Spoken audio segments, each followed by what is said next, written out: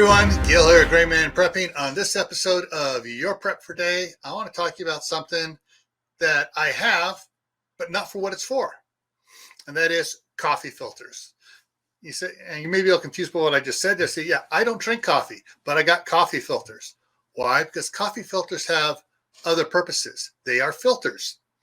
So what can I use coffee filters for other than filtering coffee? Well, if I need to go get some water from the creek or the irrigation ditch, I can go out there and I can scoop up some water, set up a coffee filter over a container, and pour the water through it. And it'll filter out a lot of the materials out of the water. And may use two or three filters to get everything out.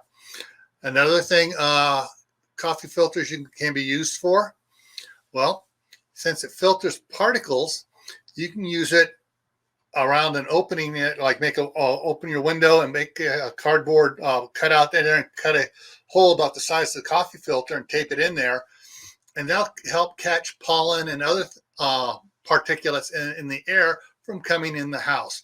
Yeah, it's not a HEPA filter, but it catches and removes a lot of particles out of the air.